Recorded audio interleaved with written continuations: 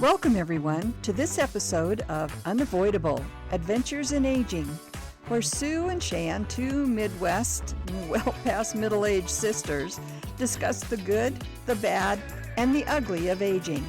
With a little humor, a little heart, and occasionally a little frustration, we'll explore the unavoidable adventures we experience as we move into our golden years. Yeah, golden years, my ass.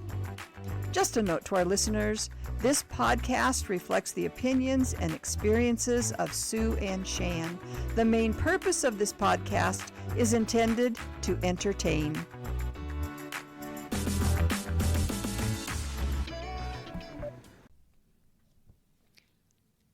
Hi, this is Sue, and last week I talked about, Shan was very quiet last week,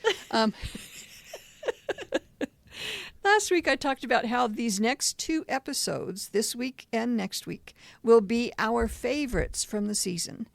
And it really was hard to choose from. I went back and listened to a lot of the episodes, and the one that sticks with me, it was called Do You See Me? It was a relook on the episode called I Used to Be Somebody. I think I Used to Be Somebody was my favorite last time or the time before, because that was a turning point for me. Seeing or really thinking about what was bothering me so much about getting older. So that's why I Used to Be Somebody was a favorite. The revisit to that goes into a lot of detail about kind of the same thing. And basically it was talking about how you are still somebody. Your memories are still out there. People still do think of you. It talked a lot, too, about just the podcast in general, how we wanted to touch from the beginning on the physical, the emotional, the financial, and the mental of growing older, and how those things were changing, how they had a different meaning for us. And this episode really touched on all of that again. So one of my favorites. I hope you enjoy it. Please listen. Thank you. We're ready to go. We are ready to go Take it away. Another episode. And as we talked, first of all, we wanted to do some I'm staring at your, I'm not reading unfinished business. Unfinished business. That was a tough word, wasn't it? Oh, I know. And it was right there in front of me. And I wanted to start with, let me bring it up here again. We're always asking our listeners to write in, and I cannot tell you how much it means to us when you do. And I've talked about Ing a little bit. She was that's her nickname, Ing, but she was a sorority sister, and she just kind of discovered us, or I had sent out invitations again, so she gave it a try, and she liked it. So she was writing about the last couple episodes, and I will read her letter. I love it. Because this is what we just love to hear. I enjoyed your latest episode. Your body is talking. Yeah. You got me thinking when you first talked about New Year's resolutions. For many years, like many of us, I made and broke all resolutions made. Then I decided to try just be a better person. Now I will ask the question, your guiding question, is this making me a better person? I think it will help. Thanks for the inspiration. I love it. I do too. I love it. Because that's what we're hoping, is that we're making you think about things a little bit differently and trying new things. Your 2026 guiding question. There you go. I am still using it. Yeah. At different times. Oh yeah. And think about doing something, and I say to myself, is this going to make my life simpler? That's mine. And I have been doing more around the house besides just sitting. Oh, good. You know, I still might sit for a while, but I'll get up and throw in a load of laundry and then sit back down. And so, yeah, I do think about that question almost every day. Right. Cool. Yes. And if you go, Shan has really been working on our website. Yes.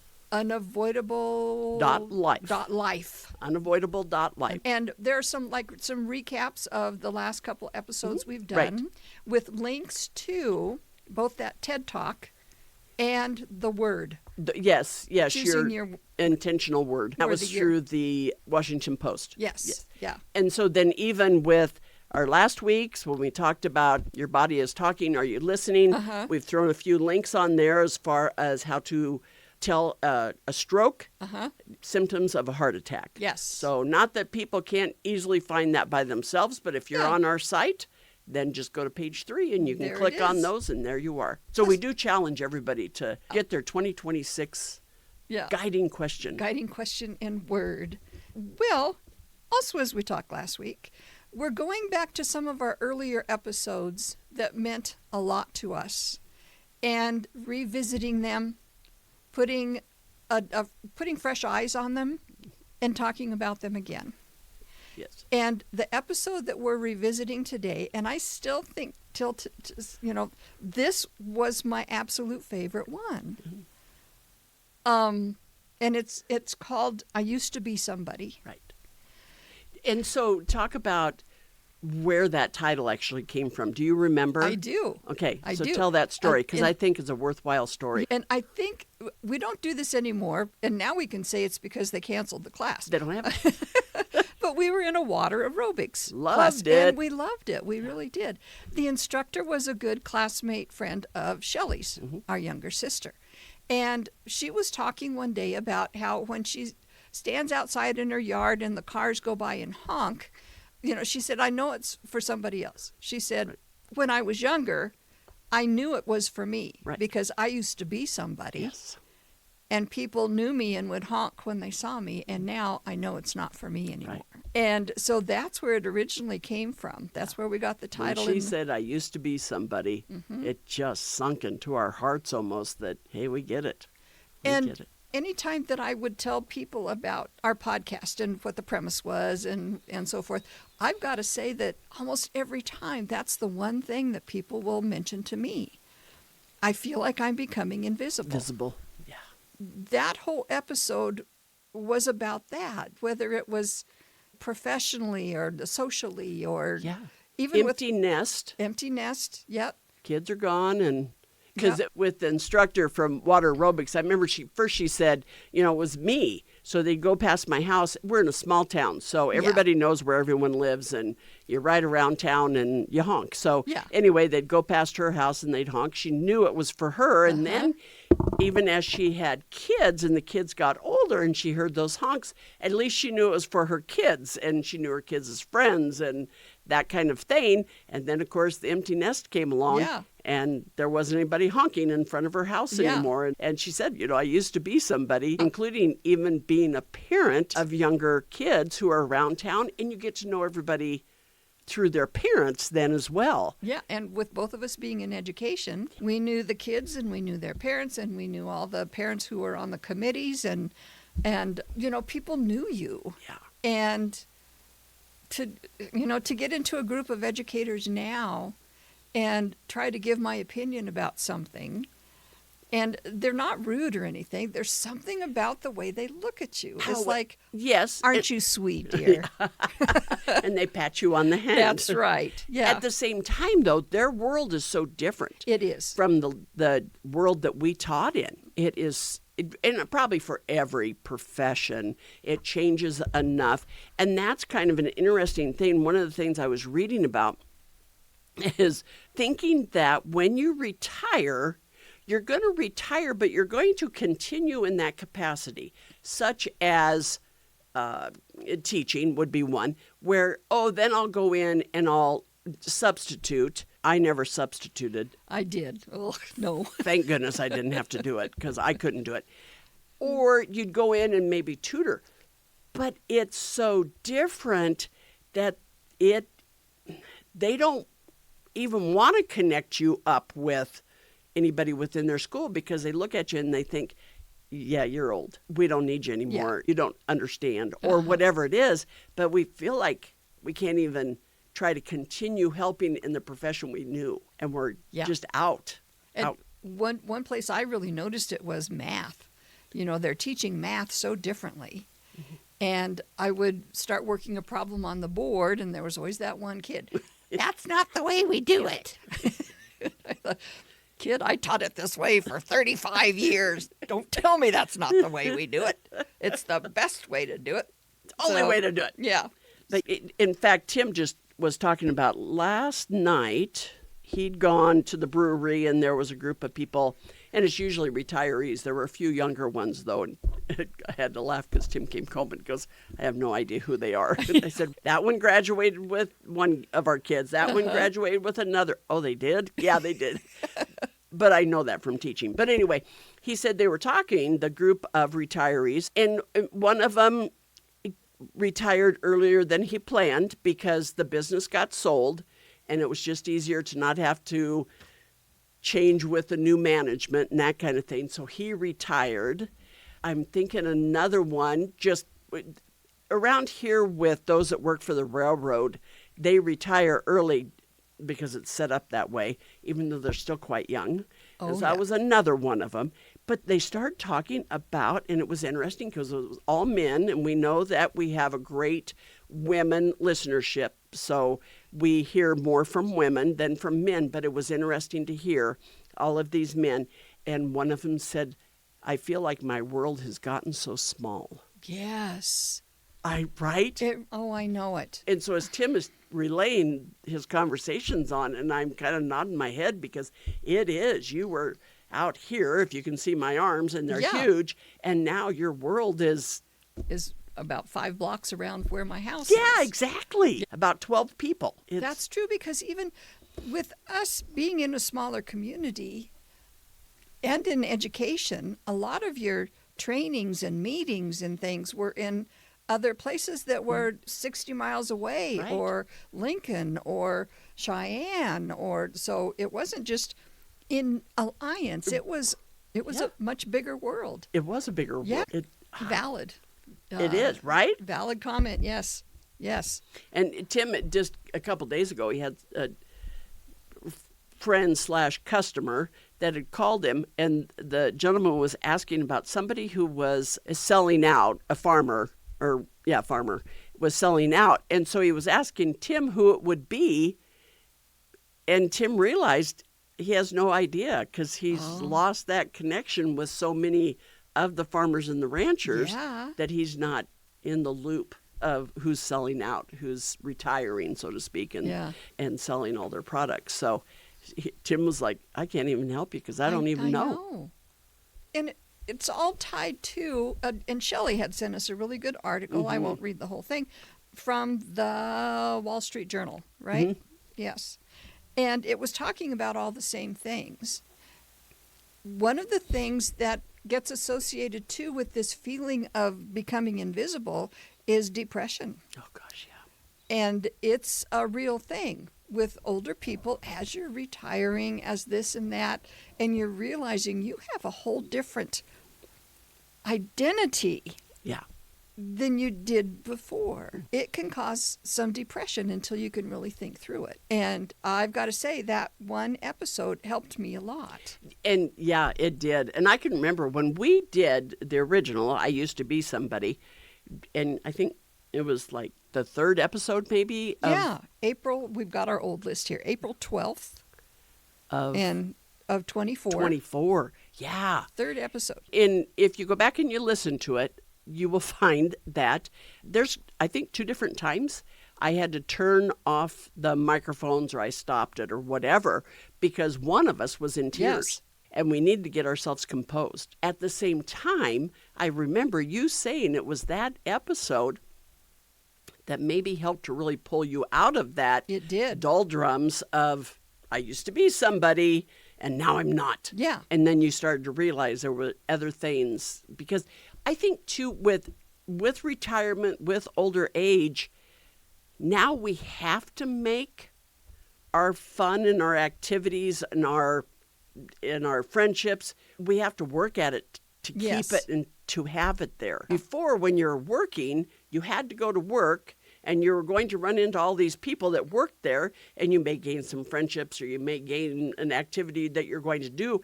It was built in. And now, as we know, you got to work at it to make it happen. You really do. And that's why Shan and Tim are so important in my life. Because without them, I wouldn't. I think I've mentioned that a few times, so we won't go into that again. One thing that article said is that right now, 11,000 Americans turn 65 every day. Oh, wow. 11,000. We are not alone. We're not alone, but you got to find those others. Yeah, that's that other true. 10,999. Yeah, they're all in their small little lives, and we're all separated. So. Yeah, we don't know where to get them. And I think for a while, it will just be even more that are hitting that 65. I think then the population declines a little bit, so maybe it won't be quite. But we are living longer, and science is helping us to live longer, but that doesn't mean that we're living better. Yes, I was going to, that whole quantity versus quality thing. It is, and we've mentioned this before, you do have to work hard at it. You may be retired from your 9-to-5 job, but it's a different kind of work that you have to do now. Exactly. And squirrel, where was I going with this? I don't know. I'm not going to say a word. I'm thinking that we should start writing down all of like knucking futs and don't interrupt an old person and all of the sayings that you and I say back and forth. We can have our own glossary. We could. The Unavoidable Adventures in Aging, Sue and Shan glossary. Yes. I'm writing that down. Okay, very good. I'm just writing glossary, so later you'll have to tell me what I meant. And squirrel, that's another one, and I think people understand that one now. But so anyway, it's being. Oh, and the way I think we ended that one was with a little hope as far as you are still somebody to somebody. Somebody holds your history. They know your stories. They will pass it on. So we don't need to be too sad about all of it. And there were a couple stories that I wanted to bring up that have happened since that prove that. Our dad was a physical therapist for ever. I think his license number here in Nebraska was less than 10. Oh, I think it was even less than 5. Like he was maybe the third one that was licensed in the state of Nebraska to be a physical therapist. So he's been at it a very long time. And I fill in at the community college here in town, and I'm there for the night classes. This young man came in and he was teaching the anatomy physiology class, very young guy. And he's a physical therapist. Right. And so just getting to know him the first couple nights, I said, my dad was a physical therapist at the hospital for a very long time. I said, he used to crack jokes and everything. And he said, oh, would that be Mr. Ellis? Oh, my gosh. Yes. That was, Dad's been gone since 2013. He retired from the hospital quite a bit before then. But his story lives on. Yes. And so he said, that people talk about him all the time. Oh, be darned. So that was one of my yes, you're still somebody. And another one of mine is you. Uh-oh. And I think I told you this, I don't know. Shan worked at the high school here forever and ever, did a lot of different things. One of those, when she quit, I think they had to hire like 3 people to take. I think a lot of it's dissolved, unfortunately. But yes, and that's true. A lot of them didn't. They couldn't do it. Yeah. But anyway, so one of her programs was, help me out. What was it called? Was it the liaison with the dual credit? Dual credit. Dual credit. Okay. Dual credit. And so Shan every fall would work with the teachers at WNCC to get kids enrolled in dual credit classes. Correct. And it would go off without a hitch. And one of my coworkers who's been there for 27 years, she said every year working with Shan, those kids were enrolled. We took off running on the first day. Since she left, they cannot get it together. Oh, shoot. To get the kids doing the testing that they need to and getting the classes enrolled. She said, I really miss Shan. She was so good at that. So that's another example of, yes, you are still somebody. Yeah. And so that ripple effect. Yes.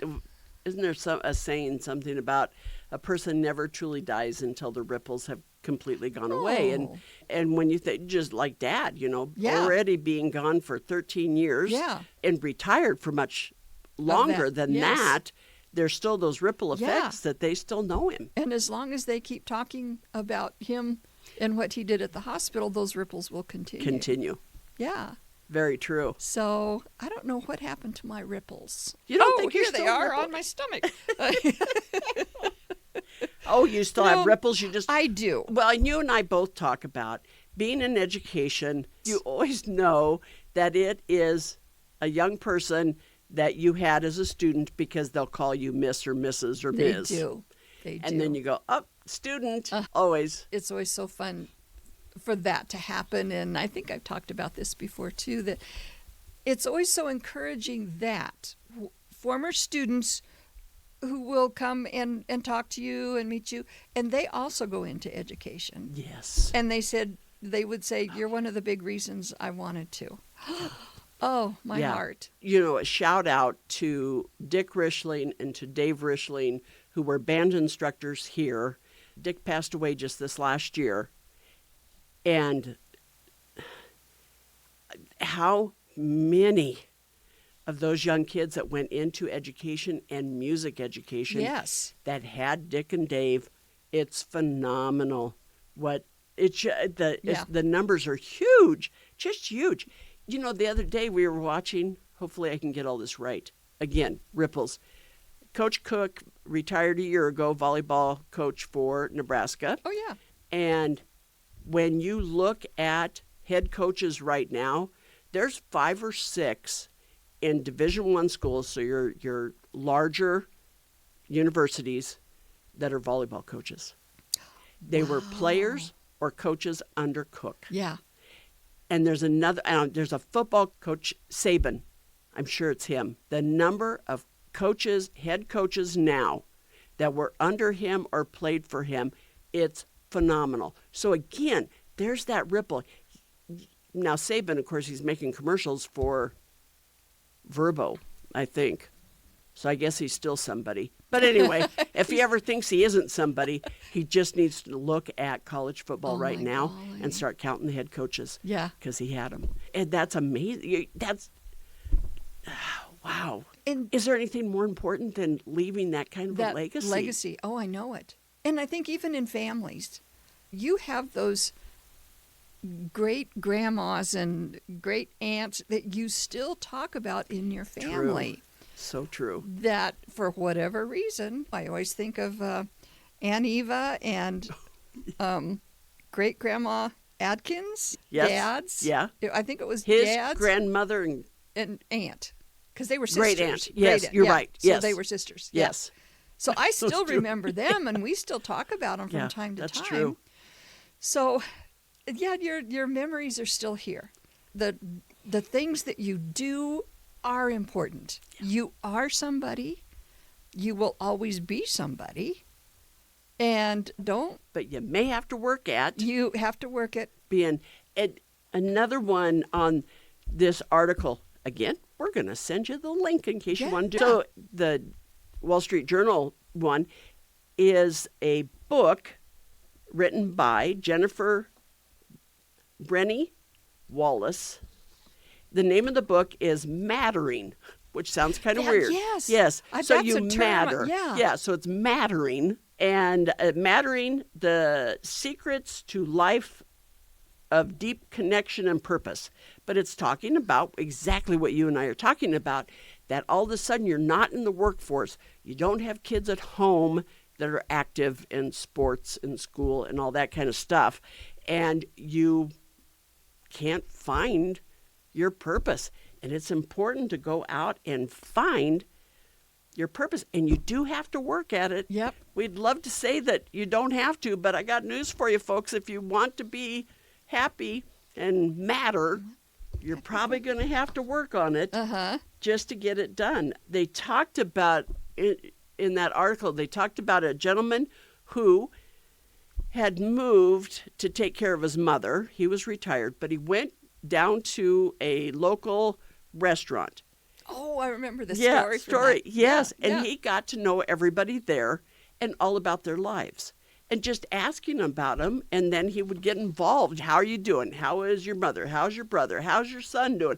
All those kind of things. And then his mother passed away, and she got more ill, I think it was, so he wasn't even able to get out much. And of course, those folks missed him. Yes. And so they sent a card. Oh. He didn't realize that he began to matter in their lives. Because I'd even seen a story about kind of the same thing. This man and he was alone. He lived alone, blah, blah, blah, but always went to the same restaurant every day.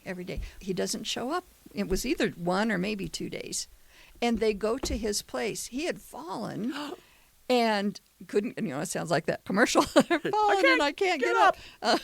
But they got there in time and saved him. So he had made that impression on those people that he was missed just for like a day. So, wow. Yeah. I'd forgotten about that story. Another story that I had read in there was, it's called the Repair Cafe movement. It began in Amsterdam in 2000. I guess they retire in Amsterdam too, I don't suppose. they? Yeah, everybody retires. And now in towns across America, they invite people to bring in broken household items, a toaster, a lamp, a bike, and participants use their skills to repair them. Yes. Because those are those dying occupations. There isn't just a repair guy anymore. You throw it out. If it stops working, you throw it away. And of course, the whole bottom line of this is that those people began to matter. Yes. Because they had a place to go, and they had a purpose, and they were trying to fix things. And they were appreciated. Story I think, too, it kind of made me think about, again, you got to work at it, folks. Yep. You don't retire and then just happy. It talked about, too, how so many people, they planned for retirement financially. Yes. And they thought they were okay. And what they didn't realize is they didn't have that purpose after retirement. So anyway, you got to work at it. But I just think there's so many opportunities for older people to find that oddity of having purpose, whether it be fixing small appliances, I suppose, any kind of artwork, anything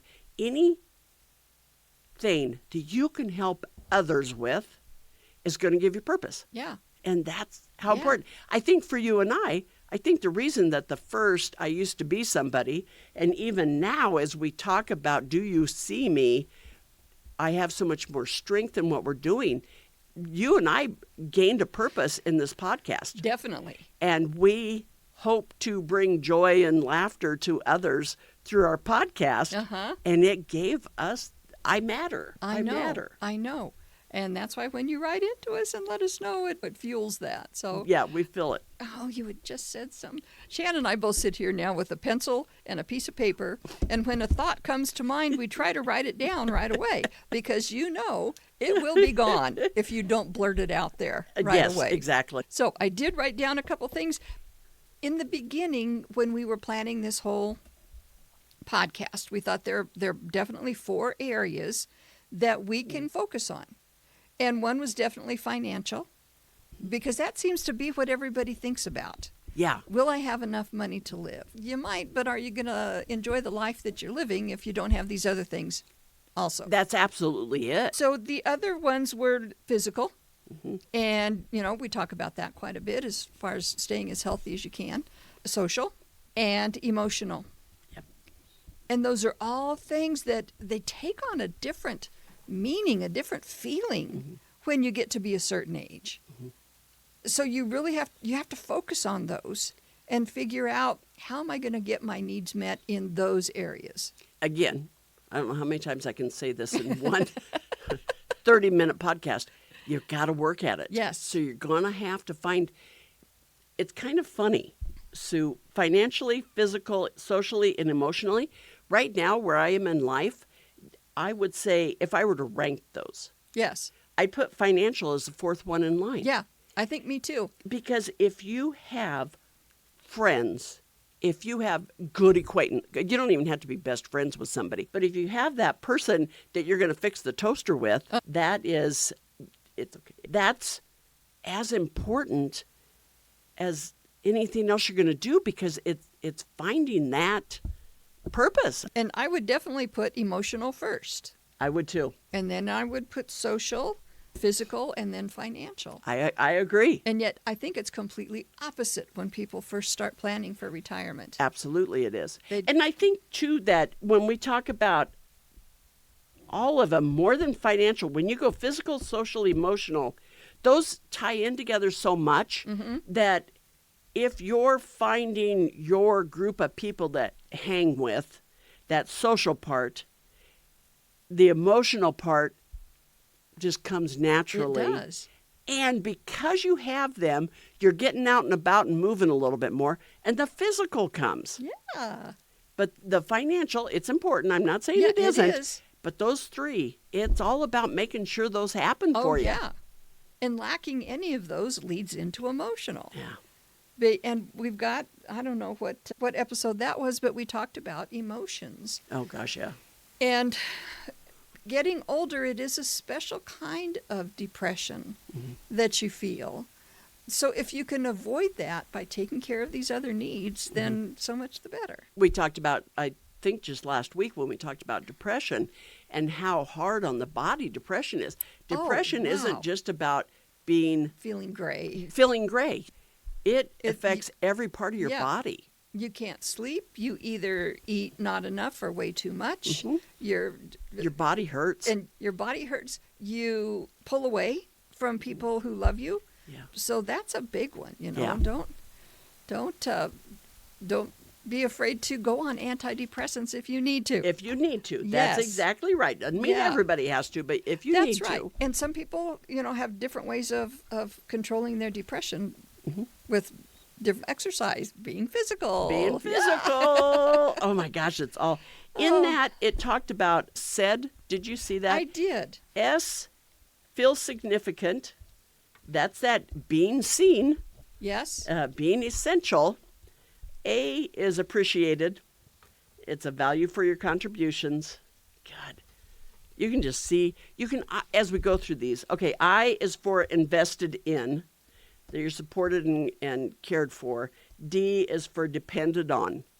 Oh. Making sure that others depend on you. Depend on you. Yes. And it's okay to depend on you, to have somebody depend on you. Yeah. The guy that went to the restaurant, those people that worked there depended on him coming in on a daily basis or once a week or whatever it was, because they knew that they would feel better because he wanted to know about their lives. It was very reciprocal there because they're getting something from each other. Exactly.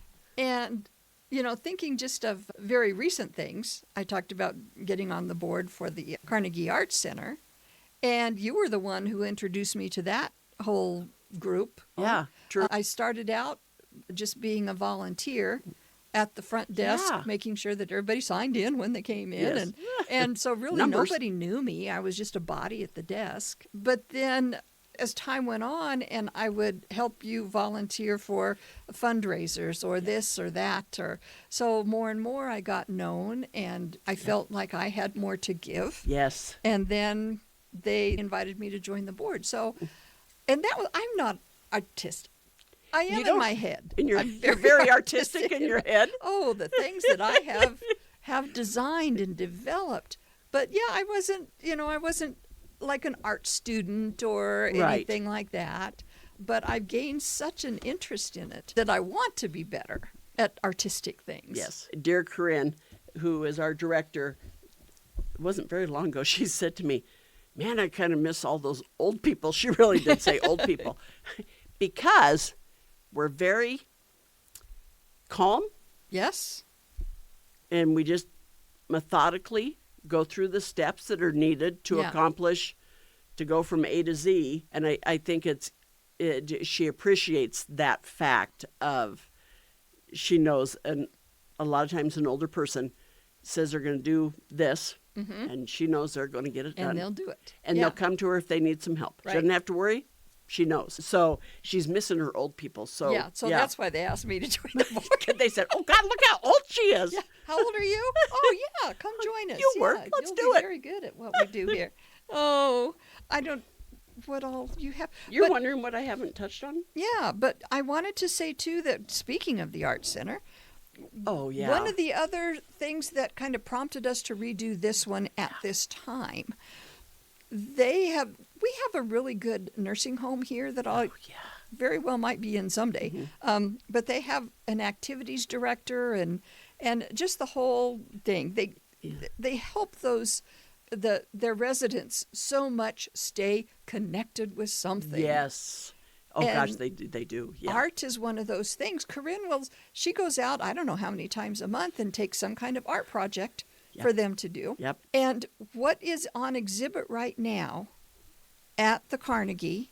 Do you know what it's called, the exhibit? It's called Age is Just a Number. Okay. Brian Stevenson is the photographer, and Age is Just a Number. And we're going to give you the link here in a little bit. Brian does such an excellent job of he has a lot of different ones. One is pictures of the residents up at the care facility, their current picture with them holding a picture from when they were much younger. Yes, like their high school graduation picture or something. Oh. And I saw that one, I thought, yes, I used to be somebody. Yes. How can you look back at that picture of younger you with everything ahead of you and, your nice hair and your good skin and your no wrinkles, and then see what you look like now? Yeah. How do you deal with that? Exactly. And that was my personal feeling. But anyway, so But that's the what whole prompted purpose. me to think about this episode. Yeah. And I think almost all of his are black and white. Yes. They're just phenomenal pictures. And there's one picture of someone's hands holding his photo. Oh. There is nothing that tells you more about a person than their hands. Yes. Oh, I agree. You look at every wrinkle, every age spot. It just blows my mind how much depth is in hands. In hands. Oh, I know. Because you really can't hide aging in your hands. You cannot. You can get a facelift. Yeah. But they don't have one right now for... I don't know where they'd pull all that skin into your palm. No, up under your arm. Oh, boy, wait, that's no, what they're I trying need. to get... Yeah. But down at the Carnegie right now, Age is Just a Number. It is a fabulous. And I think, too, for all of us, I don't care what age you are, when you look at that show that Brian has there, either you're older and you're going, oh, yeah, that's me, and that younger picture is also me, and I know that. Or maybe if you're much younger, you're going, oh, that's where I'm going, type thing. Yeah. But bottom line, we are all somebody. Yes. And we need to be seen. It's so important to be seen. And that's a big part of what Brian does, is make sure that our community is seeing those folks. Oh, yeah. I agree. Oh, well, takeaways for you? Ooh, takeaway. Oh, my gosh, I tell you, this is deep. Can I go ahead with mine? Go for it. And then you can say, oh, yeah, that's what I was going to say. I will. I do that to you a lot. As you were just now talking about the pictures and so forth, I think you have to see yourself as somebody before others will see you as somebody. You may have to kind of change that picture in your head of who you think you are right now and what you think you look like right now. Because then people will see a better you too. If you that sounds like a bunch of blah blah. No, you're fine. But, keep going. Yeah, well, I think that was. I'm just getting all until you see a better you. There won't be a better you. That's right. So, are you still somebody? As long as you think you're still somebody, you are still somebody. Absolutely. So, oh God, yeah, that's good. Okay, hey. That's good. Hey, I don't think I can.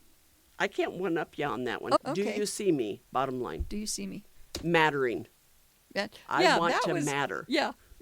I had a hard time with that one. That word, yeah. Do you remember when you were little and you got the crusties in the corner of your eyes? Oh, yeah. They would say, oh, you've got matter in the corner of your eyes. Well, so when I think And you, the science person's probably going, oh, is it an ion?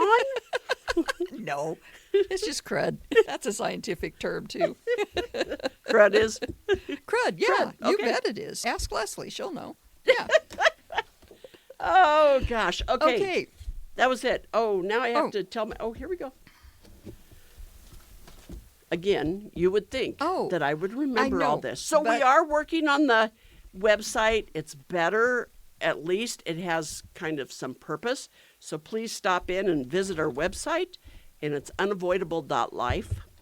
Don't worry about that com stuff. It's unavoidable.life. So when you think about life, Yes. life is unavoidable, unavoidable.life. And I wish we could say that that was planned, but it was cheaper at the time. It was cheaper. We could not afford a .com. a .com. But at all. .life is so much more appropriate. Yes, it's in our range. And we still pay nothing to any of our people, including Sue and I.